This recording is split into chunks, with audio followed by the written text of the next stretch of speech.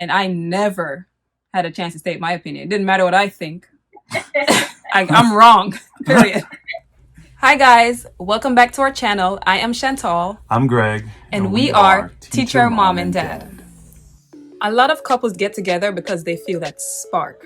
We did too, but we think it's important for partners to discuss what their visions of the future look like. Basically, when you close your eyes and dream about a future together, what do you see? I love you. We think it's good to hear what your partner's dreams are.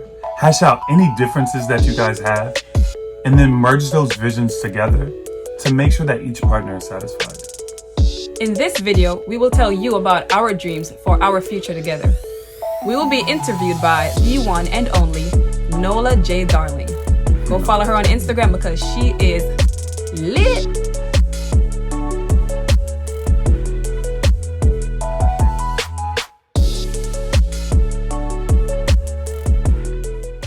Hi, you guys. Good afternoon. How's it going? How's your quarantine treating you? Pretty good, pretty good. Spending a lot of time together with this big one. Yeah. Doing good old fun stuff. I bet. So, I'm doing a lot of thinking about life and love and relationships, and I really thought that you guys would be an excellent couple to just ask some questions to, and let the people get to know Greg and Chantal a little bit better. On Teacher Mom and Dad. All right, so what do you have for us? My first question for you is really simple. How did y'all meet? We just made a video on how we met. We'll put the link in the description below. But we met at Howard University on campus. I was in my friend's room. They were playing 2K, and this guy comes in. What happened from your perspective? Because I wasn't paying you no attention. I came into my friend John's room, and there she was in her t-shirt and basketball shorts with her straight hair. Looking lovely as ever. That's how we met. That's so sweet. Did we meet that night? Yeah. Like we introduced? Yeah. John was like, that's Chantal. Oh. And then I was like, but who is that? I don't remember any of this, by the way. So y'all have completely different perspectives of what happened, but it doesn't matter because fast forward, right? Y'all together. I mean, we could get John on the call and be like, John, what really happened? One day we might ask him one day. Yeah, you gotta get John on the line and find out what really happened. But like I said, fast forward, you recently started your own little family. Congratulations. Thank you. What's it like being first-time parents during quarantine? What it's like being first-time parents in quarantine? It's wonderful, in all honesty. I really get to watch my daughter develop. Like I didn't miss anything.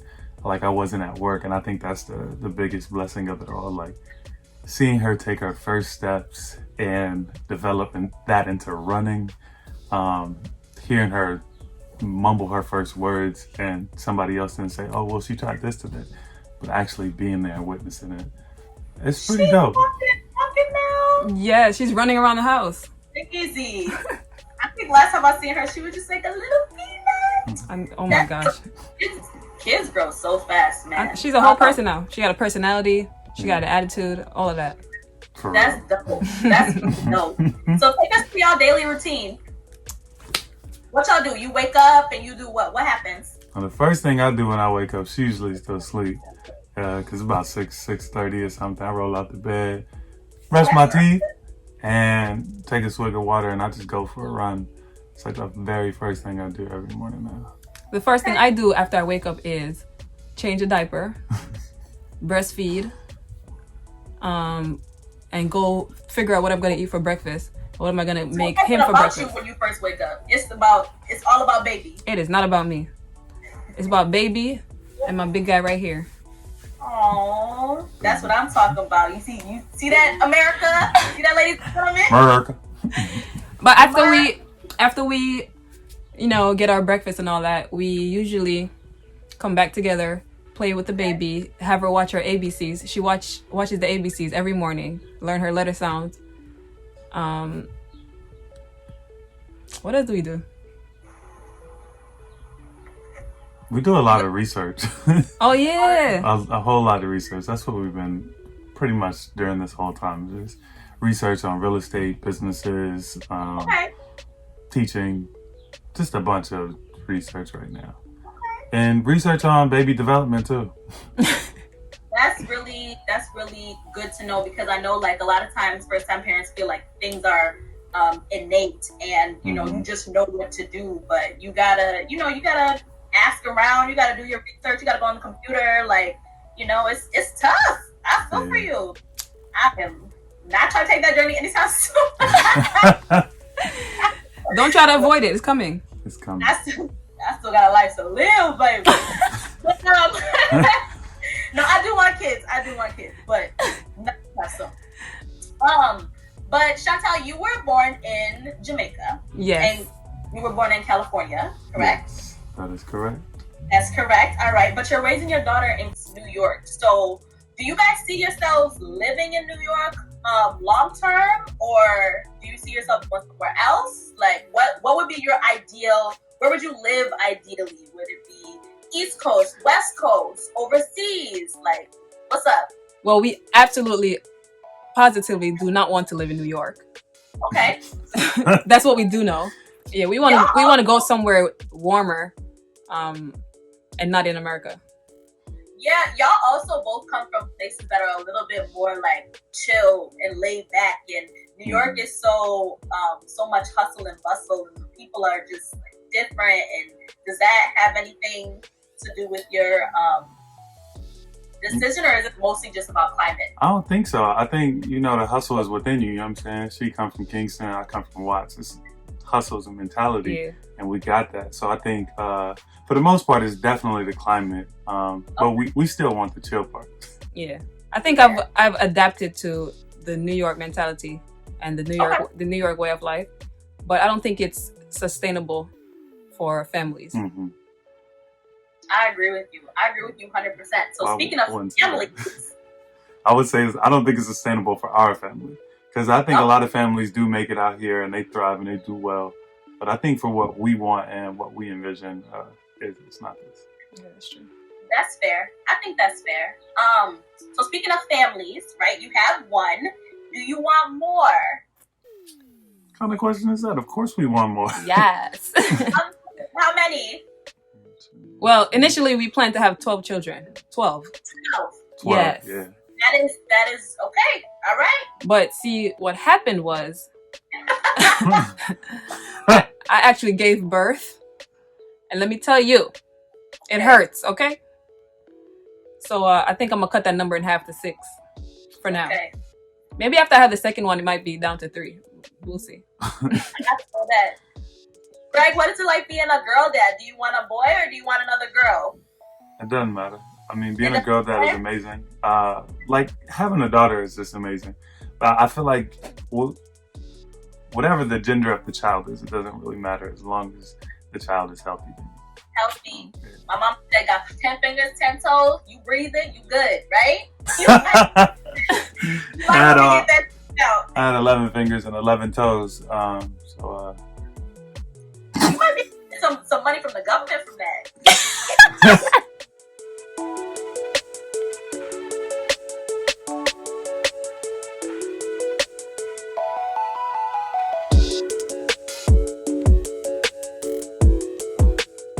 So you guys are both educators, and being educators, I'm sure you put a lot of thought into the type of education you want for your children. So what is that going to look like? Private school, public school? I know you both have experience in charter school. What's your education going to look like for your children? We're going to go with whichever options are free. So all of the above that are free. I think it's definitely going to be a mixture of homeschool and public school. Free. What are the most important elements in a school for you, for your children? Ooh. Free. Okay, free. Free.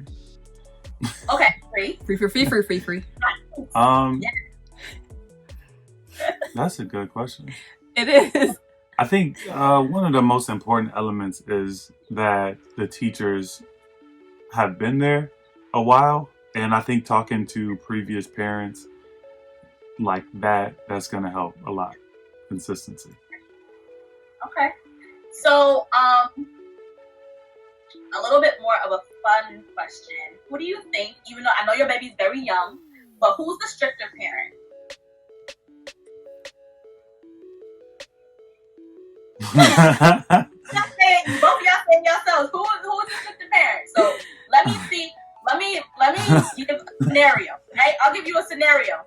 You got a brand new white rug in the living room. You told her don't touch the Kool-Aid. She brings the Kool-Aid onto your brand new white rug. Spills the Kool-Aid on your new rug. Chantal, how you handling that situation? I'm gonna have her wash the rug. Okay. Yeah. I'm gonna have her clean it. How are you handling that situation? First instinct. Don't think about it. She gonna clean it up. That's boring. I would have got a lot. Well, maybe not at 3, but I mean, like, I think of it like this: like, she's not gonna get away with the mess that she made. Like, she's gonna clean up her mess, and I think that's one of the first things she's gonna have to learn. Is like, you pull something down, you pick it up. You spill, you clean it up. And I don't think being strict is I'm just about to whoop you just because you did something wrong, you made a mistake. But it's like, you're accountable for the mistakes you made. Come on, principles and life lessons. I also think that the punishment has to match the crime. True. So shout out to parents being educators, because that's real. My mama should have been a teacher, because somebody should have given her a PD.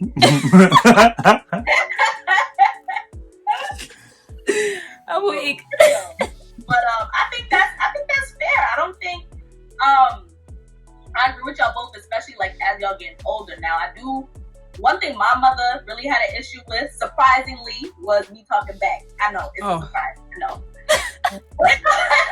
But what about y'all? Like, is that something that would be a more? I don't do talking back. So me and her, I know you don't. We're gonna have to come up with some type of plan that's gonna work for us and the child. Yeah, I think that for me, there's gonna be some rules and levels to that, because I also don't believe in silencing her voice. So I want her to be able to speak and say how she feels at all times. I want her to be able to be open, but I also want it to be like, you got to understand, you also talking to your parents. Like, don't come at me like I don't know what I'm talking about. Like, okay. Chantal, I think you the stricter parent, bro. I'm not gonna lie. I'm not gonna lie to you. I'm not gonna say anything. I think baby Nuri gonna have daddy wrapped around her finger. That's what I think. I don't think so. Honestly, I think that at least in my mind, I have a lot more structures on how she's gonna behave in certain things, and I'm gonna try to get to that point. Well, I mean, it's gonna get to certain points, but I think that it's gonna be lessons within those points. So then it's gonna be like, oh, well, I know that I can't do this, or I shouldn't do that. Teachable moments, right? Teachable and growing pains, right? Because I don't. We also come from different backgrounds in terms of how we were raised. Mm-hmm. Yeah. I think he had more of a chance to state his opinion in situations, and I never had a chance to state my opinion. It didn't matter what I think. I'm wrong. Period. If I ever talk back, I'm gonna feel it. Yeah, that's it.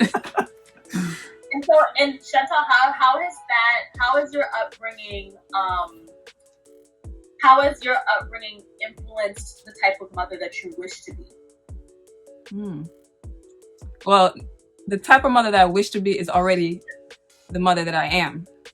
But when I started finding my voice, I learned then that there's a time and place for everything. So I learned that because of the way that I was brought up, I learned to respect adults. I respect grown-ups at a level where I don't see happening today. And I think with my children, I want to teach them that as well, that there's a time and a space for everything. And you respect people first, because that's going to be their impression of you. So I think that part of my upbringing I'm going to take and give to my children. I think that's really fair. This is my last question, and it kind of ties into what we were just talking about. What traditions do you all have as a family, and what are some traditions that you wish or hope to make? I think the tradition we have now is pretty much how we eat. It's together. I didn't always have that in my own family, unless it was like Thanksgiving or Christmas or holidays.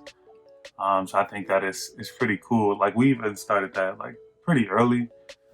And I think the routine of things, of how we're doing things, is something I want to keep up, in terms of like waking up, exercising, and coming back and starting our day. What do we do when we eat?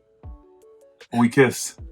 Aww. But we eat together. It's like I don't start eating until we kiss. Like it's very, very, I feel like, our tradition. Like, Yeah. and it was very natural too. It wasn't like something we forced upon, but it was something we noticed that happened continuously. You did. Yeah.